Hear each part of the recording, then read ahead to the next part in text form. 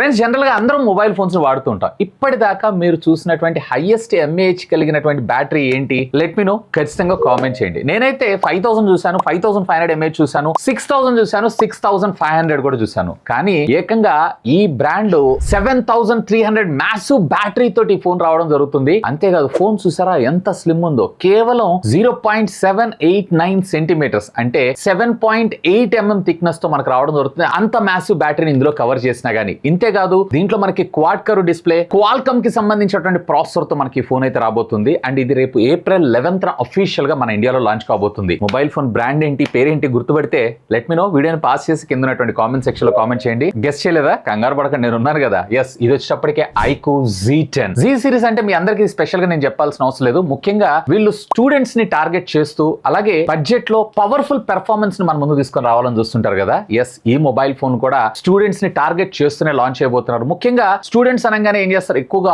Online classes వింటూ ఉంటారు, అలాగే మ్యూజిక్ వింటుంటారు, వీడియో కంటెంట్ ఎక్కువగా చూస్తుంటారు. ఇంకా చెప్పాలి అంటే గేమింగ్ కూడా ఎక్కువగా ఆడుతుంటారు. అన్ని బానే ఉంటాయి, కానీ ఆ బ్యాటరీ బ్యాకప్ దగ్గర మనం డిసప్పాయింట్ అవుతూ ఉంటాం. ఇందులో మనకి అలాంటి డిసప్పాయింట్మెంట్స్ అయితే ఉండవు. ఎందుకంటే నేను ఇందాక మీకు చెప్పా కదా, 7300 మ్యాసివ్ బ్యాటరీతో పాటు ఇది 90 వాట్స్ కి సంబంధించినటువంటి ఫాస్ట్ ఛార్జింగ్ టెక్నాలజీ కూడా సపోర్ట్ చేయడం జరుగుతుంది. అండ్ ఇంతేకాదు, ఇది 7300 అంటే ఛార్జింగ్ కి ఎక్కువ టైం తీసుకుంటుంది అనుకుంటారేమో. ఏమీ కాదు, ఇది 0 to 50% ఛార్జ్ అవ్వడానికి కేవలం 33 minutes టైం తీసుకోవడం జరుగుతుంది. ఒకవేళ మీరు గనక మోడరేట్ యూజర్ అయి ఉన్నట్లయితే గనక 3 days బ్యాటరీ బ్యాకప్ పక్క, లేదా నార్మల్ యూజర్ అయినా కానీ 2 days అన్ఇంటరప్టెడ్ బ్యాటరీ ఛార్జింగ్ తోటి మనకి ఇది రావడం జరుగుతుంది. ఇంతేకాదు, ఒకవేళ మీరు కంటిన్యూస్ గా ఇందులో వీడియోస్ వాచ్ చేశారు అన్నట్లయితే గనక 35 hours మనకు రావడం జరుగుతుంది. యూజువల్ గా మొబైల్ ఫోన్స్ అన్నిటిలో 17 hours, almost all double. And game ఆడారు అన్నట్లయితే 15 hours, రెగ్యులర్ గా మనం 6 hours మాత్రమే చూస్తుంటాం. ఈవెన్ వీడియో రికార్డింగ్ చేశారంటే కంటిన్యూస్ గా around 8.5 hours. Normal regular 5000 mAh లో మీకు 5 hours మాత్రమే రావడం జరుగుతుంది. ఈవెన్ ఒకవేళ మీరు పాటలు విన్నా గానీ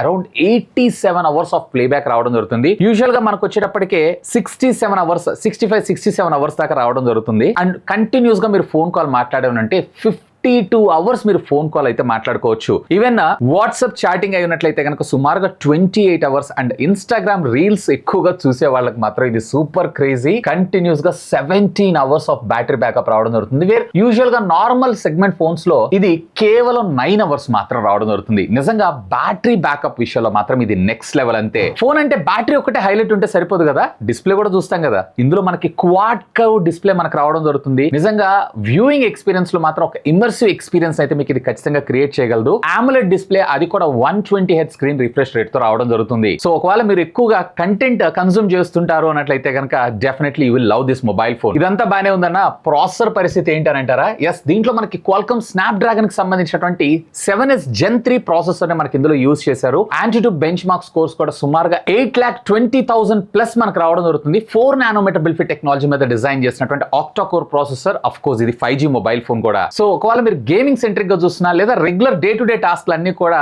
సీమ్లెస్ గా ఎలాంటి ల్యాగ్ హ్యాంగ్ లేకుండా ప్రాపర్ గా యూటిలైజ్ చేసుకోవచ్చు. అంత బానే ఉంది కదన్నా.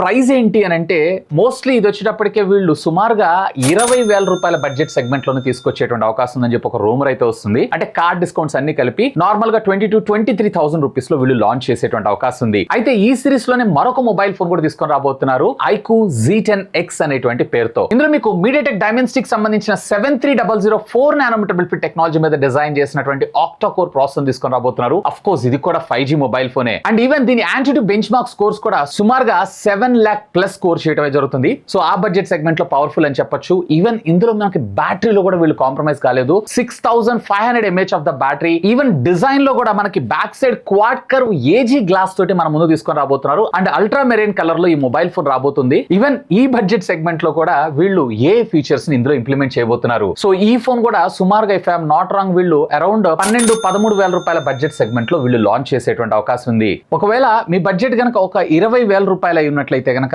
iQOO Z10 ఏదైతే ఉందో మీకు ఆ బడ్జెట్ సెగ్మెంట్ లో వన్ ఆఫ్ ద బెస్ట్ అయ్యేటువంటి అవకాశం ఉంది. ఒకవేళ మీ బడ్జెట్ గనక అరౌండ్ 13,000 ఆ లెవెల్లో చూస్తున్నారు అన్నట్లయితే గనక వేర్ మీకు అక్కడ iQOO Z10X ఏదైతే ఉందో మీకు బెస్ట్ ఆప్షన్ అయ్యేటువంటి అవకాశం ఉంది. ఈ రెండు మొబైల్ ఫోన్స్ రేపు April 11వ తారీఖు అఫీషియల్ గా మన ఇండియాలో అయితే లాంచ్ కాబోతున్నాయి. అయితే ఈ రెండు మొబైల్ ఫోన్ లో మీరు ఏ మొబైల్ ఫోన్ కి ఎక్సైట్ ఉన్నారు? ఒకవేళ మీరు పర్చేస్ చేయాలనుకుంటే ఈ రెండిట్లో ఏ మొబైల్ ఫోన్ చూస్ చేసుకుంటారు? లెట్ మీ నో ఖచ్చితంగా కింద ఉన్నటువంటి కామెంట్ సెక్షన్ లో కామెంట్ చేయండి. అంతవరకు ఈ మొబైల్ ఫోన్ ని టెస్ట్ చేస్తాను.